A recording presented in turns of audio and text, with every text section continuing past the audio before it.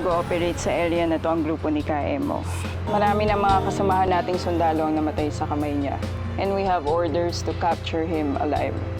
Ako ang huhuli kay Kaemo para sa inyo ni Kuya. Sabi mo sa enkwentro na matay ng tatay at kuya mo. Sa isa sa mga field op nila, nakikwento nila si Kaemo. Sinabi ng isang sundalong nakatakas. Kaemo daw mismo pumatay sa daddy at sa kuya ko. Kaya ka nagsundalo para gumanti? Nagkausap na kami ng nanang. Naipaliwanag niya sa akin kung bakit hindi ko siya nakita ng matagal na panahon. Pero nalulungkot pa rin ako dahil alam kong hindi na maibabalik ang dati. And then, nakasulat dito yung telephone number ko at saka address. Gusto ko sana magkita tayo kahit paminsan-minsan lang. Annabel, ano bang ginagawa mo dyan? Tayo huminto! Wala yung pintuloy ah! Ambus! Kopong! Si Kaemo! Ibaba mo yung baril mo. Gaspi! Gaspi, may order tayo, ha? Wag! Parang awa mo na, huwag patayin yung tatay ko. Bakit hindi ko siya tutuluyan? Pinatay niyo yung tatay at kapatid ko. Kung gusto mong gumanti, patayin mo na ako!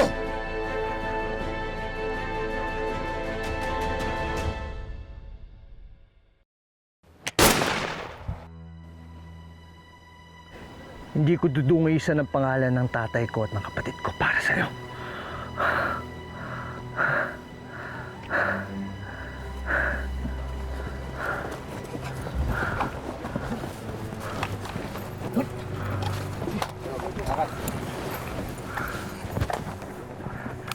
Dali nyo sa kampo yung mga yan!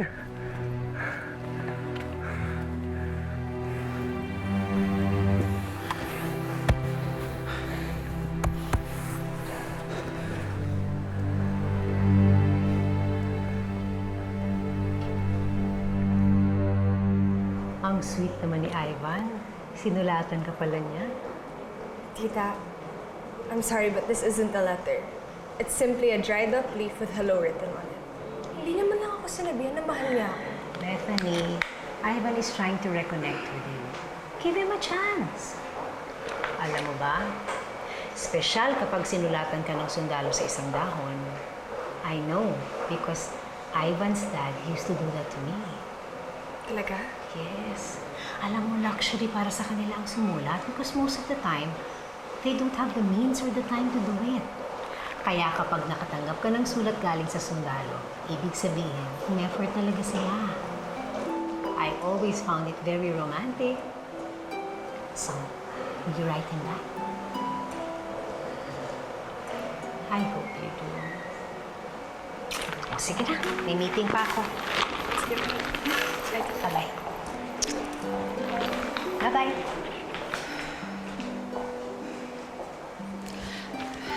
Nash? Pinging paper.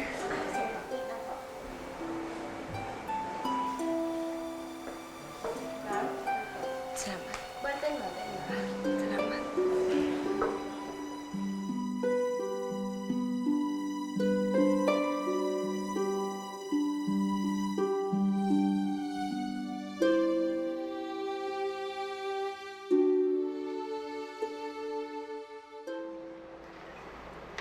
Dalawang taon na kayong pasikretong nakikita ng nanang mo.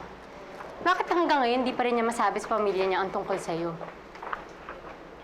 Gelay, naghihintay lang daw siya ng tamang pagkakataon eh. Ay nako, Anding. Mag-ina nga talaga kayo.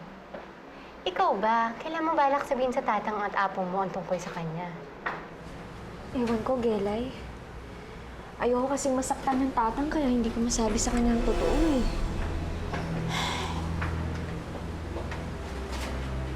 Ano yung hindi mo masabi sa akin, Anding?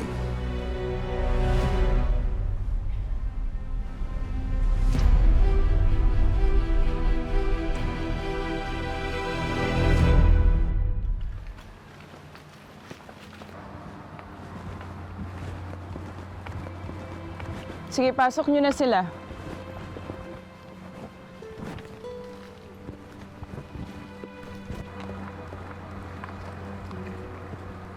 Congratulations po, Lieutenant Legaspi, Lieutenant Corpus.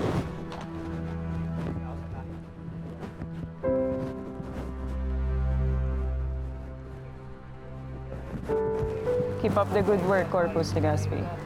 Congratulations. Hornet Charlie, Warren po, na-encounter kami. Gold Charlie, 51 POS 237848. Sitio Maysawa, Barangay Cuyambay, Mountain Province. We need casualty evacuation. Ganun pa kaya sa atin, kailangan magbuwis ng buhay bago matapos ang gulong sa pagitan natin at mga rebelde. Wala namang problema kung magre-rebelde sila. Karapatan nila yan bilang mga Pilipino. Hinihingi lang natin sa kanila, ibaba nila mga armas nila. Captain, sana itong nangyaring pagkahuli kay KM mo maging daan para mangyari yun. At tuluyan na magkaroon ng katahimikan dito. Sana nga.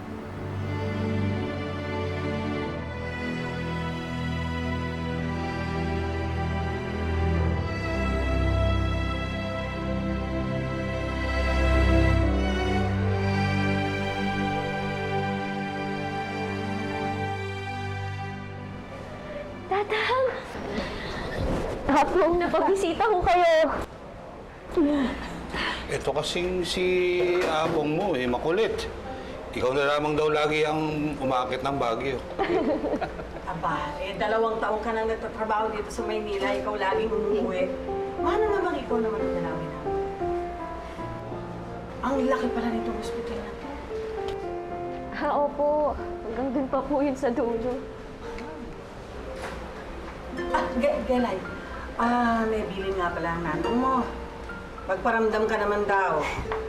Abay, 2 buwan ka nang hindi nagpapakita sa atin. Pasensya na po, busy lang talaga sa trabaho. Sige po, maiwan ko muna kayo kay Andrea. Anding, ano nga pala yung pinag-uusapan niyo ni Gela, yung hindi mo masabi sa akin? May pinag-usapan lang ho kami ni Otep. Sabi ho namin kapag kinasal ho kami, mabuti ho siguro na dito na lang ho kami sa Maynila pipirme. Anding, matagal pa naman yun, hindi ba? Matagal pa bago kayo kasal.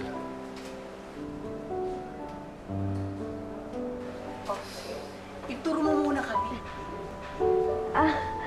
Sige ho. Halika ho dito ho. Dito ba ang ano tawag doon? Ito po yung station po namin.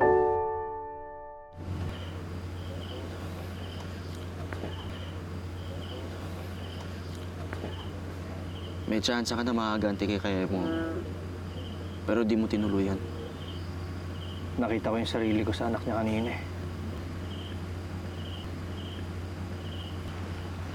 Nung namatay si Daddy at si Kuya nun, wala ako ng gana mag-aaral. Napabarkada ako. Sira buhay ko. Hindi dahil kay Mami, siguro hindi na ako aabot ng ganitong edad. Dahil siya yung lagi nagpapaalala sa akin na bayaning namatay si Daddy at si Kuya. Kaya dapat maging proud ako sa kanila.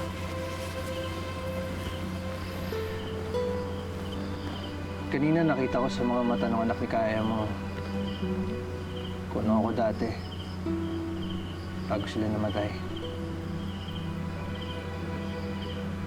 Nagdadasal araw-araw makakauwi sila tuwing nadidestino. Kung pinatay ko si Kaya mo kanina, magiging katulad din niya ako nun.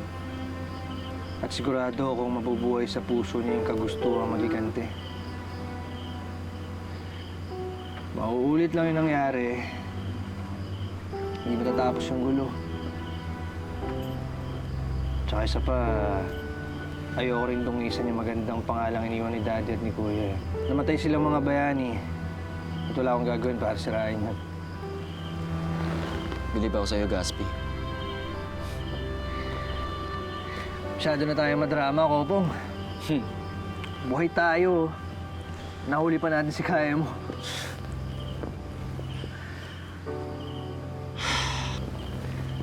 Special tong araw na to. Kailangan markahan natin to. Ano yung isip mo?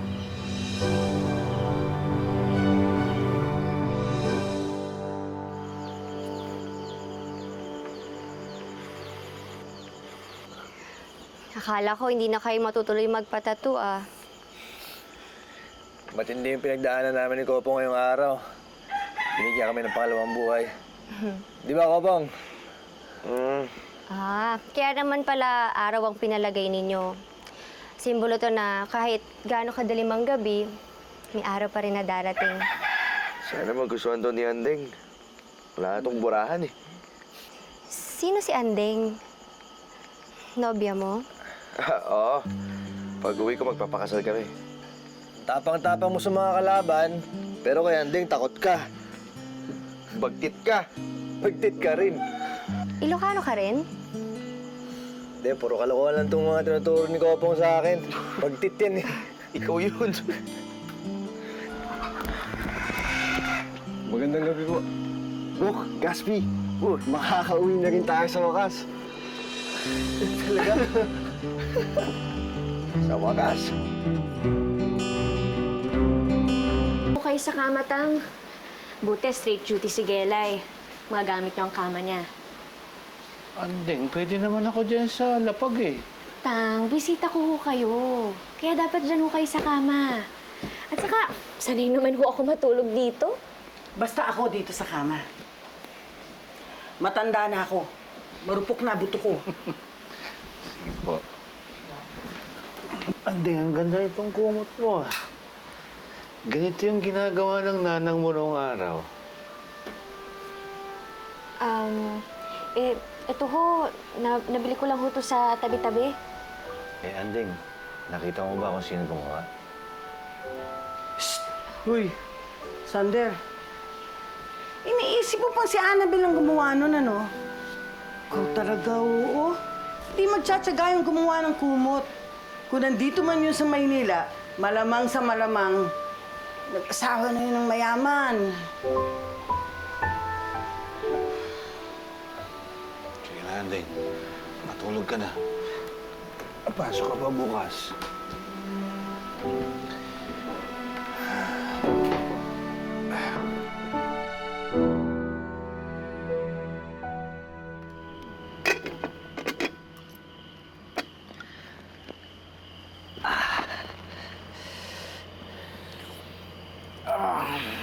Ang ibig sabihin nito, Kopong, kapatid na tayo.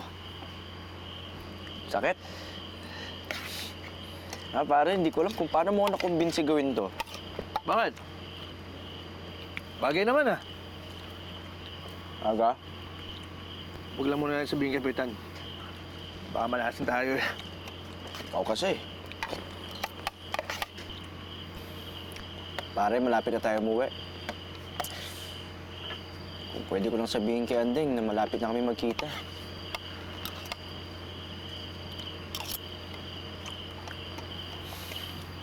May paraan naman para mag-usap kayo ah. Oh,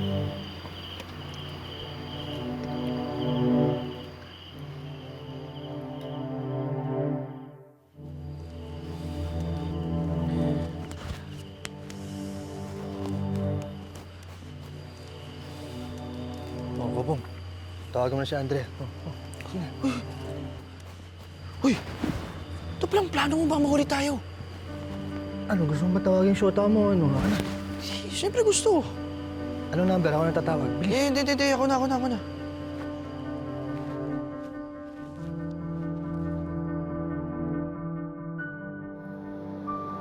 Bukas, uuwi na sina Tatang. Si Nanang naman, nasa pamilya niya. Isa na naman ako.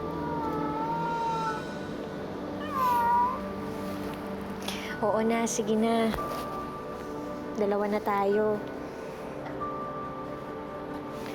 Pero si Otep kaya, kailan kaya siya uuwi? Tagal na namin hindi nakikita.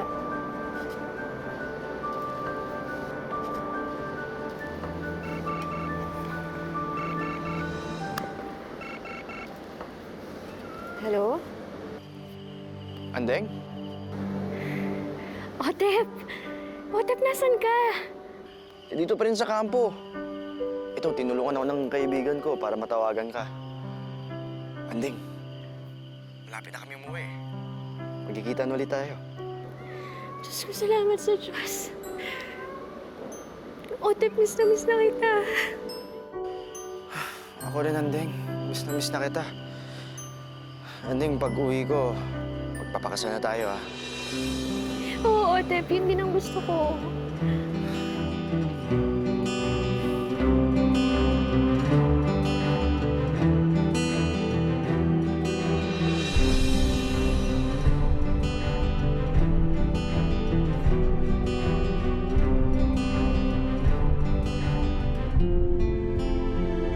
Pinilit kasi ako eh. Pero maganda naman ang kilalabasan ng tato. Ako magsasabi kung maganda yan kapag nakita ko. Sige na, Andeng. Tinakasang namin tong telepono eh. Ang mauli pa kami. Ay, ayatin ka. Dongdong wen kami, Otep. Bye-bye.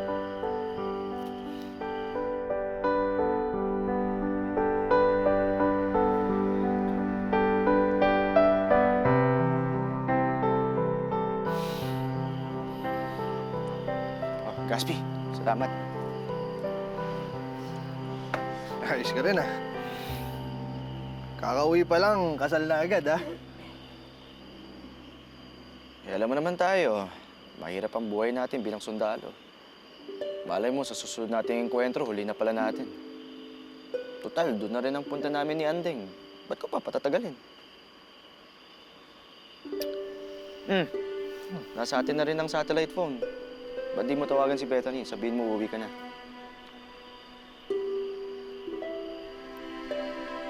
Sige.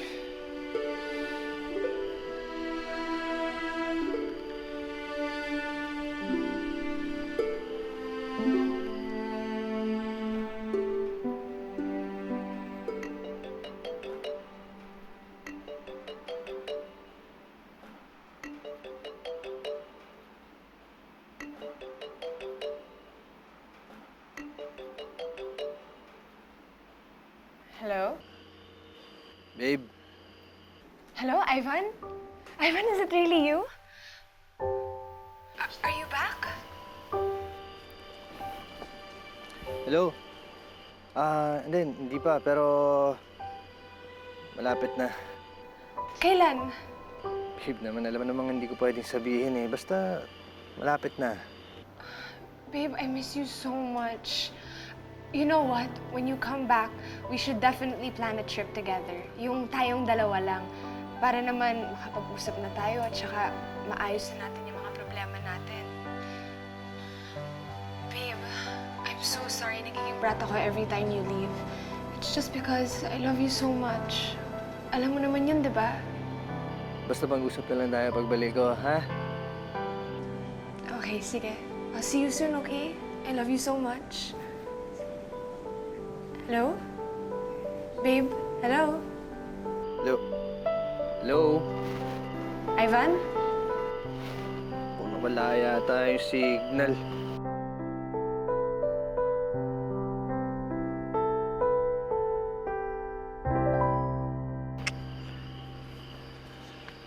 Mabuti pa, nakausap mo pa ang girlfriend mo. Uy, balik mo na yan. Mahuli pa tayo. Ikaw na. Hindi, ikaw magbalik. Ikaw kumuha na. Ako na nga kumuha, ikaw na magbalik. Hindi ko gawain yun. Ano pa ba? Mahalata na ako ron. Kanina pa ako kumuha niya. Ikaw magbalik niya. Sinabi na ba sa'yo ni Otep kung kailan ang uwi nila? Hindi pa. Pero sabi niya malapit na raw. Naku, ibig sabihin niyan, kailangan ko na pala magpatahin ng gown. Ano ba motive niyo? Gelay, hindi pa namin napag-uusapan ni Otep yan. Siguro pagbalik niya na. Eh, paano pala yun? Siyempre, sa kasal niyo, nandun si tatang mo. Eh, ang nanang mo, imbitahan mo ba? Hindi ko pa naiisip yun, Gelay. Eh, hindi pa nga bumabalik si Otep eh. Aba, Anding, yan ang dapat mong pag-isipan. Siyempre, sa kasal mo, dapat nandun ang dalawang pinaka-importanting tao sa buhay mo. Nahuli na ng militar ang lider ng rebelding kilala lamang sa tawag na Ka-Emo pati na ang anak nito. May mga balitang ililipat na raw ito sa Maynila upang dalhin sa Camp Crame. Mabuti na lang nahuli na tong gagong to. Kung hindi lang na-opera ng tuhod ko, ako mismo to-torture dyan. Kaya ka nga nilipat sa HR para hindi mo na kailangan pumunta sa field. Hoy, bakit? Ano sa tingin mo hindi ko na kaya? Baka nakakalimutan mo. Kasalanan mo kung bakit ako naoperahan. Kung hindi tayo na aksidente, ha? Hindi sana ako opera sa tuhod. Hindi nila ako ililipat dito sa HR. Ha? Kasalanan mo eh. Kasalanan mo. Benedict, nasasaktan ako. Mommy, Daddy, what's for breakfast? Gutom na ako eh. Mommy, Daddy, okay lang ba kayo? Magkaaway ba kayo? Of course not. Nakakainit lang ng ulo yung napanood sa news eh.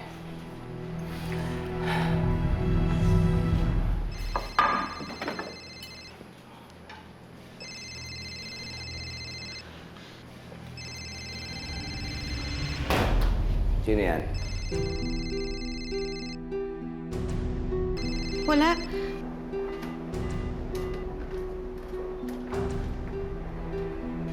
Unknown number eh. Baka napindot lang. Kain na tayo.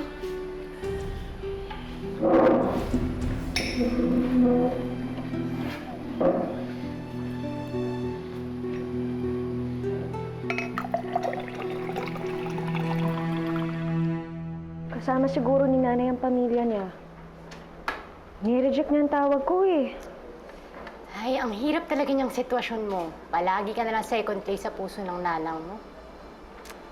Gusto mo, pakulam natin yung bago niyang asawa?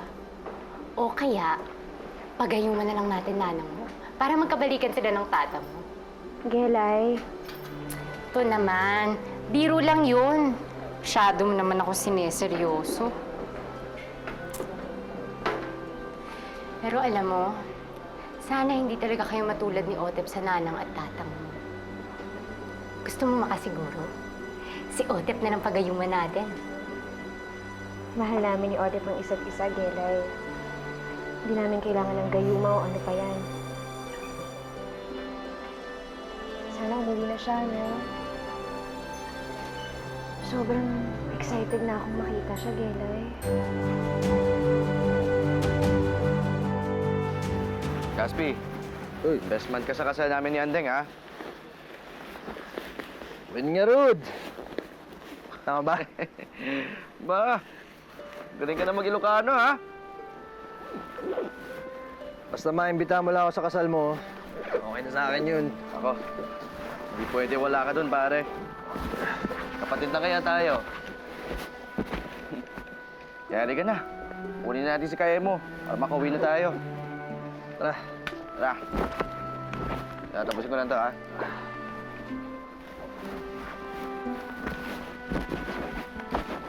Ayaw na? Go.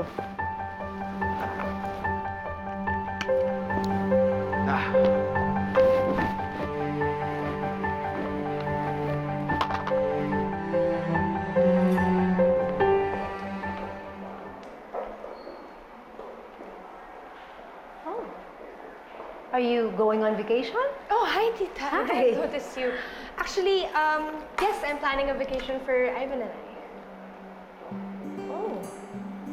Opo, kasi tinawagan niya ako, Tita, na malapit na siya umuwi. Oh, thank God. Actually, I'm planning this vacation para naman mapag-usapan na namin at saka maayos na namin yung mga problems namin. O sige. Pero pwede ba? Allow him naman to spend time muna with me bago kayo pumunta kung saan-saan? Siyempre, Tita, of course, I will. Ay, naku, I'm just so glad my baby's coming home. And that makes the two of us. How about we have some merienda? Ay, yes, I have come on. something there. Ay, sige, sige. I'm hungry na. Ayos mga bok. Dahil sa inyo, makakauwi na tayo. Yan ang akala nyo. Tumahimik ka nga dyan. Hey, beat lang. Caspi, yung mga sulat ni Andeng sa puno pa. Takboy mo na lang mamaya. Atid mo na natin sa chopper itong mga to. Sige, sige, sige.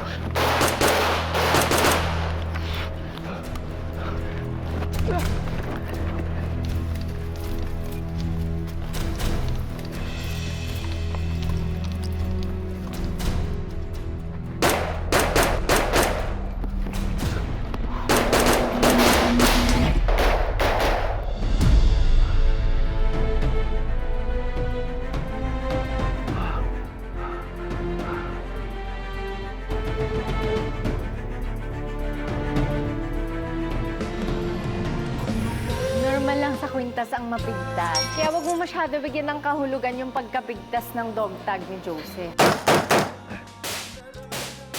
Opo, may tama ka! Tumawag na ba si Ivan? Is he okay? Galing si Otep. Isipin na lang natin yung mas positive, Andeng. Hawak na tayo ng mga rebelde sa leeg. Ano ba yung plano nila? Ba't kaya nila tayo binuhay pa? Gelay, hindi ako pwedeng tumigil. Paano kung si Otep na yung susunod na sundalong lumalik dito? Ivan is all I have. Hiligtas mo ang bunso ko. Hindi ko po kaya sagutin yun. Huwag niyo hayaang may mga sa kanya. Ah!